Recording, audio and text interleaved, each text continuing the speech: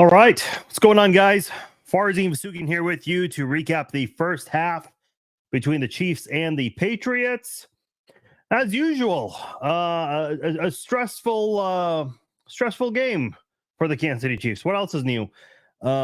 Chiefs had a bit of a weird start with the Harrison Butker miss, and then the interception from Mahomes, not on back-to-back drives, but still happening in the first quarter and then in the second quarter, but still got touchdowns in both those quarters as well. So you can look at the first quarter and the second quarter, good and bad from both of those. The big one right there is that big goose egg from the first quarter, but the Patriots were able to get two scores, almost had two touchdowns in the first half, or excuse me, in the second quarter. Yeah, they're technically still the first half, but they did a little bit.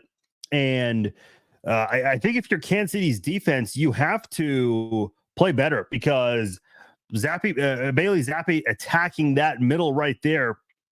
And the Chiefs, I think they got fortunate too at one point because on third and short, for whatever reason, Nick Bolton was going out near the sidelines, matching up, and I can't remember who that receiver was he was lining up against, but thank goodness for Leo Chenal batting that pass down, because that would have been probably one of the easiest first downs a wide receiver could have caught, going up against a guy like Nick Bolton, who's obviously not built like a cornerback. He's a linebacker, of course. So, I'm kind of questioning, and I know that there have been some injuries with Brian Cook and whatnot, but some of the personnel usage here is a little confusing to me on defense. That's the only big concern I have with the defense, because I think if they can come out with the right packages, the right personnel, I think they'll be able to slow down the Patriots offense, because they have been able to capitalize. And the announcer mentioned it, 30 of 34 combined passes from Mahomes and Zappi, I think is what he said. So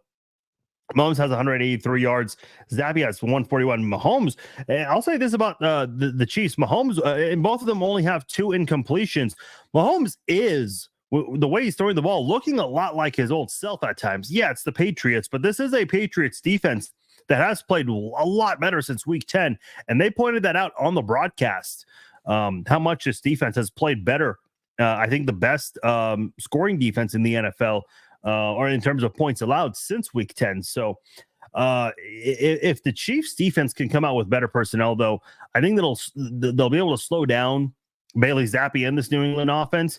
Obviously, part of it, Hunter Henry being targeted a lot in this game. Exactly 6 targets. 6 of 6. Bailey Zappi is 6 of 6 when throwing at Hunter Henry's direction. Also 5 of 5 when throwing at Devontae Parker. By the way, I was mentioning, I can't remember who Nick Bolton was lining up against. That was Devontae Parker near the sideline there. So, and I know Parker, how long has Parker been in the NFL? Because if I recall, he used to be with the Miami Dolphins at one point, unless I'm confusing him for someone else. Yeah, he was with the Dolphins for a very long time.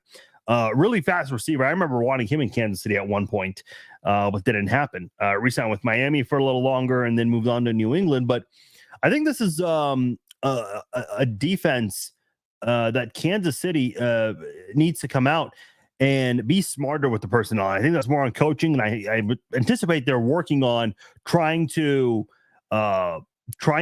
adjust and bring out the right personnel packages in these situations here, because that's definitely not what you want to see. I'm reading you guys' comments, by the way. Yeah, that screen pass to Clyde Edwards-Helaire, that was huge. And by the way, I love the movement there too, because you have all these pass catchers that are attracting all this attention, and then you see Jawan Taylor go out, and then you see Trey Smith follow, and Creed Humphrey right there too. You have 3 huge offensive linemen with a lot of grass ahead of them. And obviously we're able to pave the way. I actually thought Clyde Edwards-Helaire was going to score on that play too. And by the way, Jerick McKinnon, what a game for him. He's going out there, throwing, technically not a throw, but it is statistically a touchdown pass. So he's going out there and making some plays there, both as the quarterback in that formation, whatever that formation was, kind of a weird one, especially the way Mahomes lined up. and then this time catching a pass from Mahomes. I saw Nick Roche from A to Z Sports. He commented and said, making McKinnon a touchdown machine again just in time for the postseason. I've been saying for a while, McKinnon's been very quiet this year. I suppose this is the best time to get things going with McKinnon, because we know late in the season that is where he makes a lot of noise and then carries that into the postseason. 2 years ago, he was huge with that. Last year, same thing, won AFC Offensive Player of the Month. That interception to Blake Bell. By the way, I'm looking at the I've been keeping an eye on the stat. That was to Blake Bell. But they're not showing that Blake Bell was targeted, which I find interesting. Unless they ruled that a fumble. I don't know. I mean, because it wasn't his hand. I mean, no, it's not a fumble. It's an interception. But for some reason, Blake Bell is not listed as a targeted receiver in this game. I did see someone, I can't remember who it was. Oh, there was a member of the media who thought that it was taken away from Travis Kelce. It was not. It was Blake Bell. So, but speaking of Kelce, I did want to make a big note of this. Kelce's only had 2 targets in this game, 2 catches for 10 yards.